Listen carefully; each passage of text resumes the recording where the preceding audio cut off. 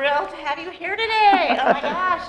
Just this whole process of developing this exhibition with Terrie has just been a thrill for us. Terrie has been making quilts since the 1970s. We consider her the leader of the embellishment movement, and I think that you can see why when we're surrounded by her beautiful pieces here.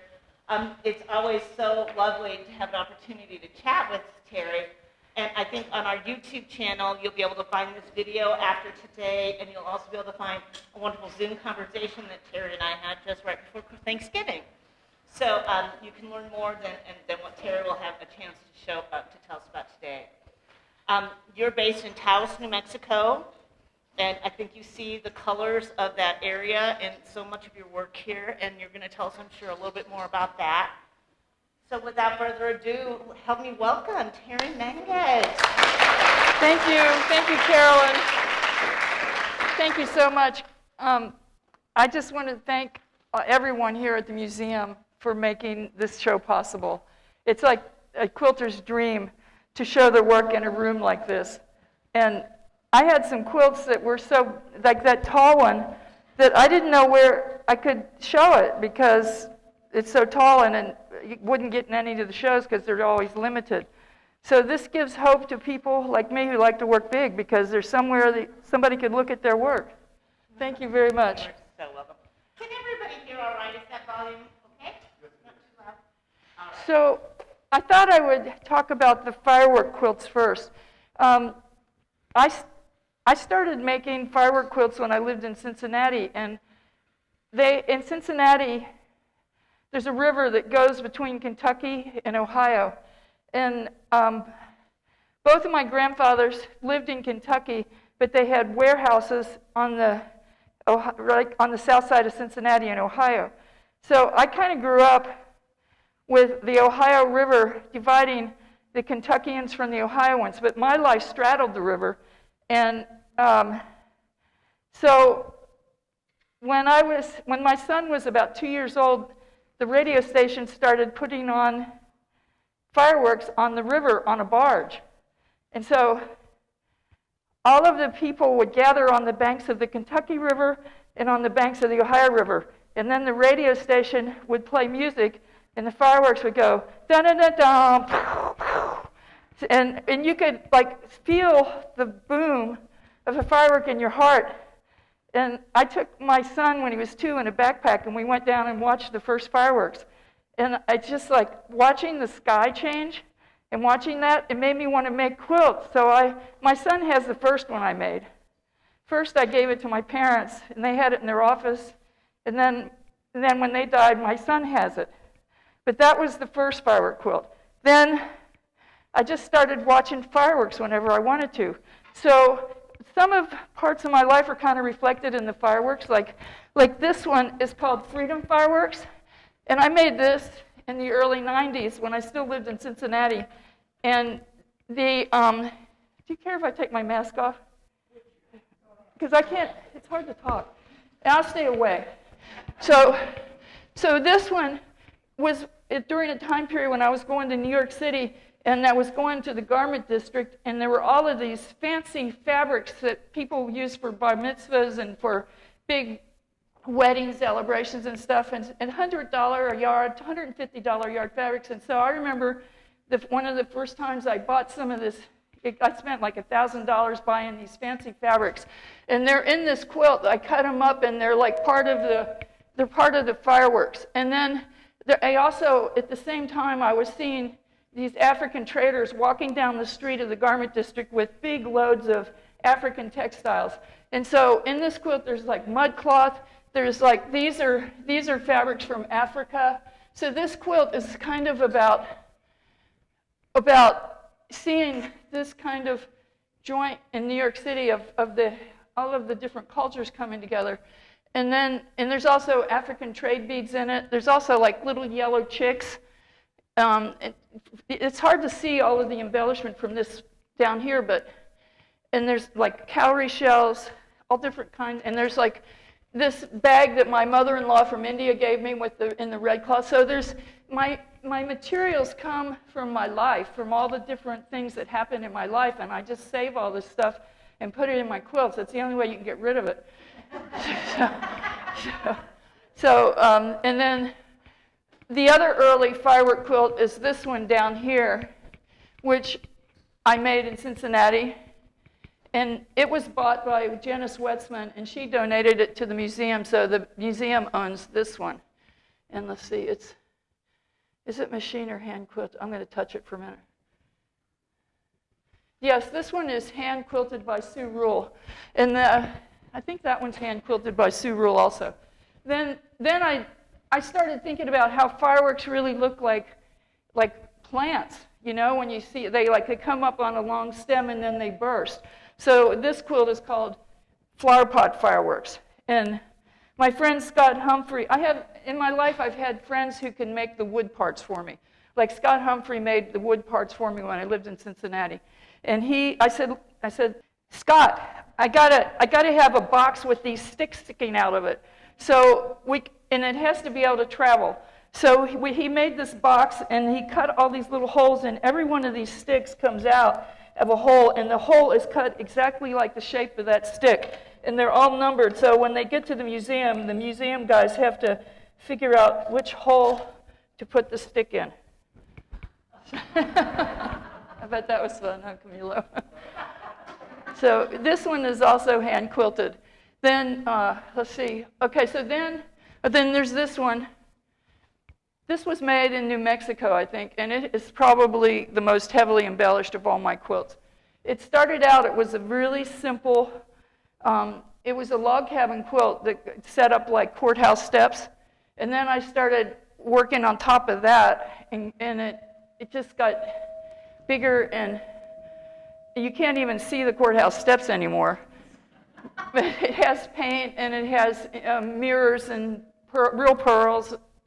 Anything. What I do is I take all my white embellishments and put them in one big pot, and then I sew them on so they make a big white mark. It's like they have the texture and they carry the meaning of the ingredient, but then they also make a big white mark. So that's kind of how I've been working. And this one, yeah, it's really dense. And then I didn't make any firework quilts for like 10 years because I moved to New Mexico, and I didn't really see any firework quilts there. And so then I met Dick Kincaid, my boyfriend, and he's one of the managers at Taos Ski Valley, and he took me on a snowmobile up into the mountain where they were setting off the fireworks, and we got to watch the fireworks from these big firework companies come in, and they set off all these fireworks. So this is my Taos Mountain firework quilt. And so you can see the snow down here, and it has paint, hand embroidery, pearls, and it has sheer fabrics. So that's the firework quilts. Any questions? Should I go on to the next area? So in my earlier work, there have been a number of quilts that have rocks in them and have sticks in them. And those quilts, I think the sticks and the rocks come from hiking in New Mexico. And so it's a form that I use in my quilts. So then when I went to Morocco and southern Spain, and I saw all these huge nests up real high up where the storks felt safe, and they're just huge. So I did a series of stork's nest quilts. So this one is called Stork's Nest Duplex, and if you want to know about the technique, mostly I did the sticks with a hand reverse applique, but then later I started painting some on. Like if you look on this one, I think this one has some. You can see that I painted like that green one, and then when I paint on them, a lot of times I like to embroider around the paint. And so these have painted with embroidery, and then they're machine quilted, and the rocks are down here. These are a lot of times there's a rock base, like a foundation in my quilts. So these, and sometimes the rocks are just like a form, but then I plug in imagery that I like. I really like conversational prints a lot. Most of my quilts have a lot of conversational prints. And you can plug in pictures of anything you want, and so that's what I do. I put in fabrics that have pictures in them for what I'm thinking about then. On this particular one, a lot of the fabrics in this quilt are fabrics that I personally designed for Free Spirit, like the trout fabric, the bee. Those are fabrics that I drew myself and they printed. And the Mary, Our Lady of Guadalupe, the Buddhas, I drew all those, and then they printed them. This section right here is very traditional. I hand-piece these little pieces, and every once in a while I put some pieces like that in just as a nod to tradition. You know, like I was inspired to make quilts by Mrs. Earl Clay, who hand-pieced traditional quilts, and I still do that. I still make some traditional quilts myself, and I put some of the pieces in my art quilts. And then later, after these two, then some of them, they were machine quilted first, then I went back in and I beaded, and I hand quilted with big embroidery thread inside all the sticks. There's like so much. This quilt took forever because to get it right, I had to keep sewing on it. Like a lot of times the quilts that have the most embellishment or the most stitching are the ones that I struggled with the most because I had to keep adding stuff to make it work for me. This one I call Crow's Nest, and it has these huge pieces of mica that I got in New Mexico. You can, like, there's a guy by the Gorge Bridge who sells big slabs of mica, and you can like split them out thin. So I started putting those in with, they're supposed to be egg shapes in this quilt, but I started putting those in with that technique that in India they put on shisha mirrors with. Like it's an embroidery thing. You make a strap with embroidery thread, and then you pull it back with a buttonhole stitch. So there's those pieces of mica, and then there's this one. This one actually, I started out putting the sticks on in hand reverse applique, and then I don't think this one has any painted sticks, but then I had made these aprons, and I had all these bolts of bias that I made. I made like 1,000 aprons and sold them, and then. So I had all this pre-cut bias. So I started using that pre-cut bias to put more sticks on. And so then I was like weaving them in and out. And so it's like makes a lot of depth because there's the reverse applique, then there's the hand appliqued bias. And so it all intertwines like the nest. And then inside the nest, you know, crows have the reputation for gathering shiny things. So I put all my favorite shiny things. And a lot of these embellishments, like there was a store in Newport, Kentucky, near like that I could take a bus to when I was 11, and I used to get on the bus, the Green Line, and hop off in Newport and go to Alma Grove's fabric store, and she had a whole wall of cigar boxes full of embellishments. Like this is from Alma Lush's store. But when I was 11 and 12, she wouldn't let me look in those. She would not let me touch those cigar boxes full of stuff. So for like 20 years, I wanted that stuff. So then, after Alma died, her daughters took over. One of the daughters was Nitsi Jaber, a friend of our mom's. And so the daughters started auction. They had an auction. When it was actually, I was already married by the time they started auctioning. They had a big auction, and Lenora Davis and I went down there, and we bought these cigar boxes full of all this stuff. And so now I still have some of it. I still put it in my quilts, and it's just like, that was where it started, I think, for me, those cigar boxes full of stuff that I couldn't have.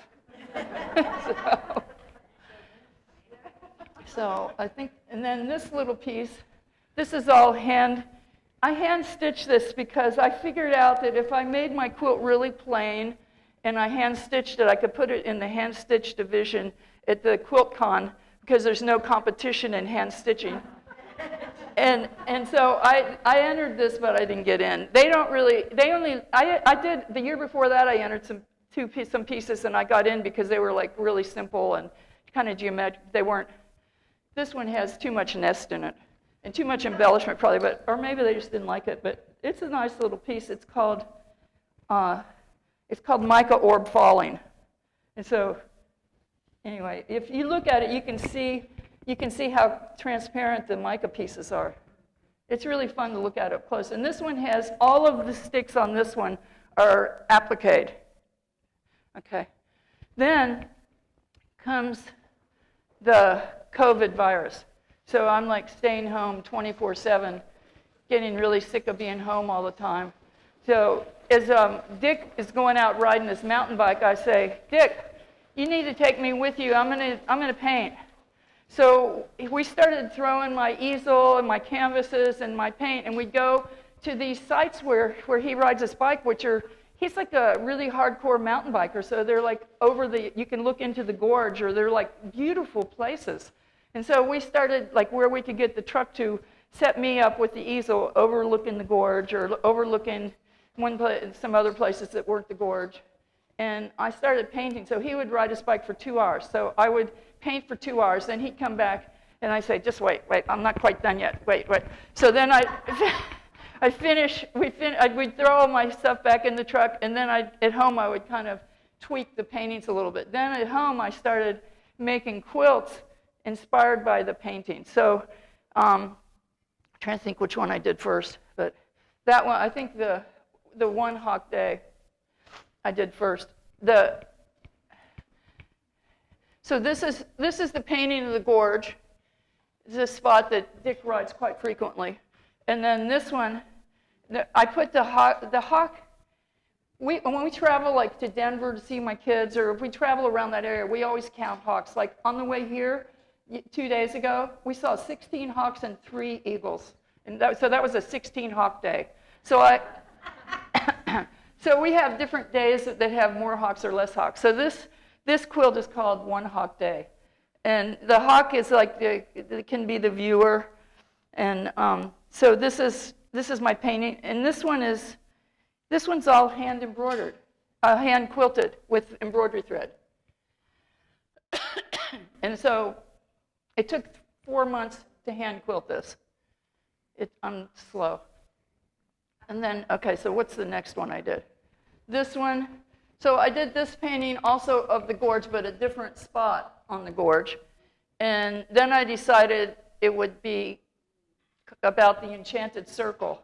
So in the enchanted circle, all the mountains are exploding. And if you take a boat down the Rio Grande River, the rocks on one side, on the west side, are like lava rocks, and the rocks on the east side are something else. So I know that there was lava there. So I made my mountains explode, and then it's like I'm going, I can paint.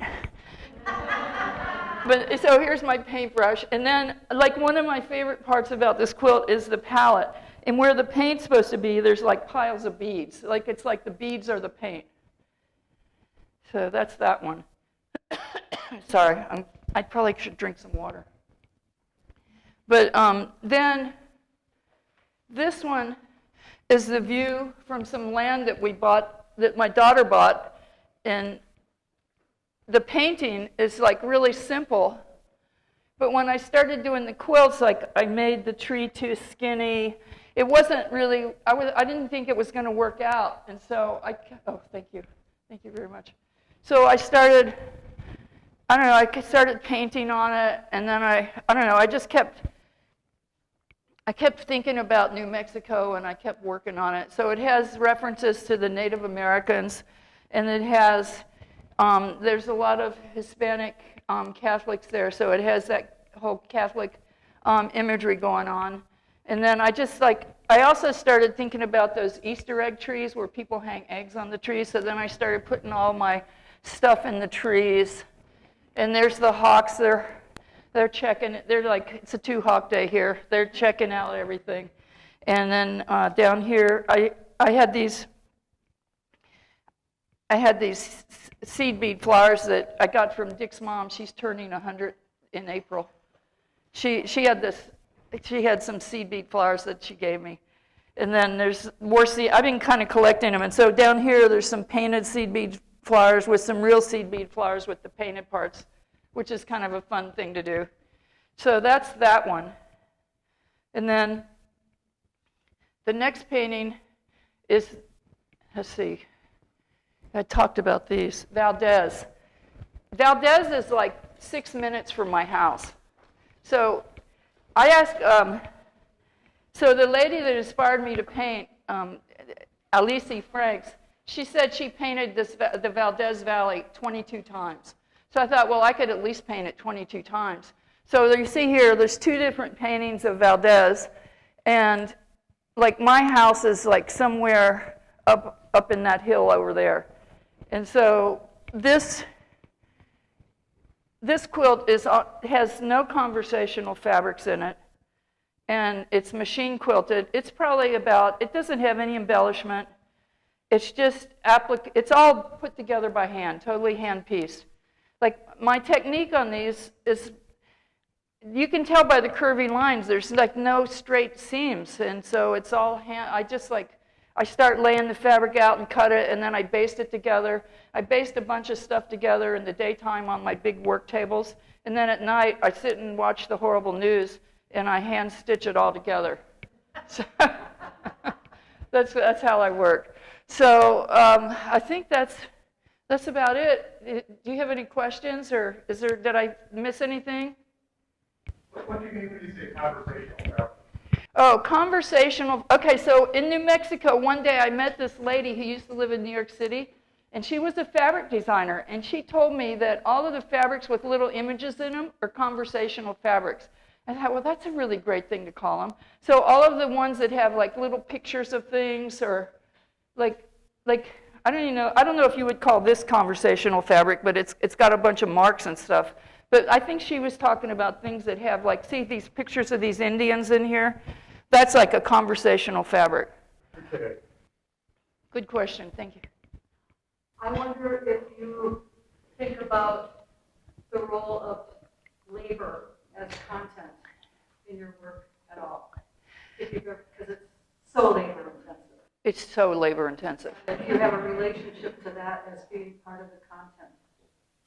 Oh, a part of the content, maybe. I don't know. I just like can't, it's how I work, and I just can't stop. I can't just do it that simply. One thing is that I'm in the enviable position that I have enough money that I don't have to worry about time. And so I just do it the way I do it. But if I had to earn a living like others, I make money. I eventually sell my work for a lot of money. But and I have taught art and done things, but I've never not had some kind of backup nest of money. And so that is like such a freedom in a way to be able to dawdle and embroider and do all the stuff that I do that, like, I made these 4 quilts in like 1 year, and that's, given the amount of work that's in each one, that's pretty, I work day and night. You can ask Dick. I'm always kind of, I even stitch in the truck. When we came here, I did a bunch of stitching. But I don't know, I don't understand what you mean by part of the story. Do you think it? That's all right.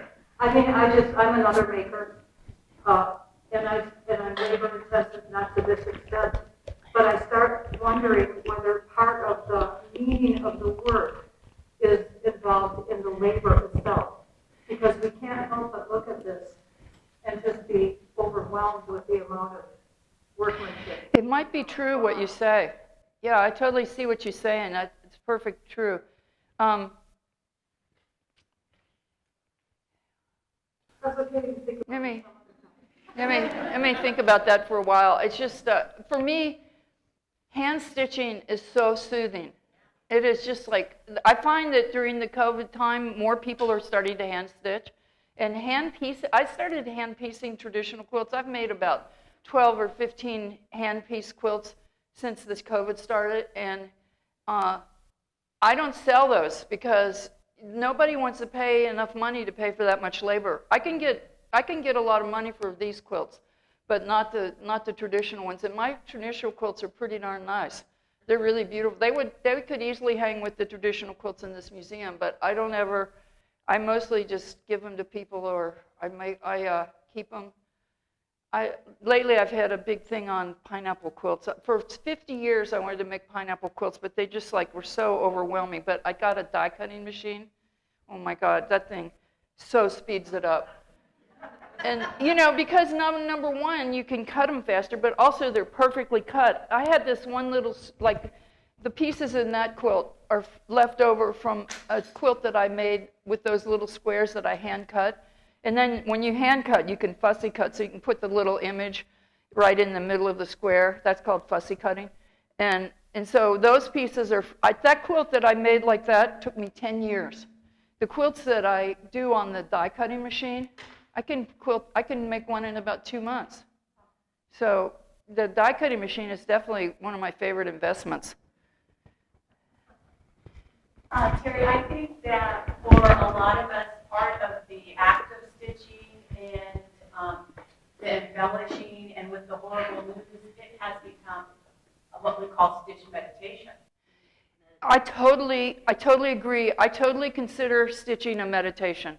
It's like I actually learned how to do meditation from my Indian uncle once, and I asked him about it, and he told me that like an Om word is like makes it easier, but you can get higher if you don't use the Om word. But I consider stitching like the Om word, and it like facilitates meditation for sure.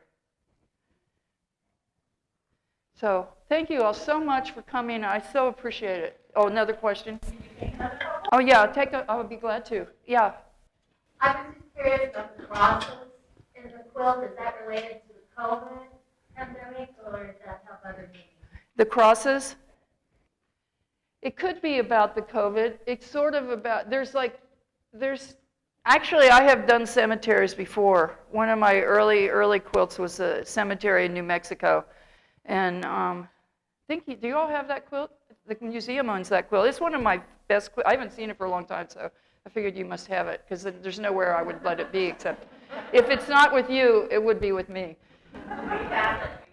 Okay, so that one, and in New Mexico, it's kind of a New Mexico thing for me, because, I'll tell you why it is, because in New Mexico, they embellish their grave sites. There's like always flowers and wonderful things. In other places where they grow grass, they won't let you embellish your grave site because they have to mow the grass. But in New Mexico, there is no grass, so everybody has rocks and crosses and flake flowers and all kinds of stuff, and that appeals to me.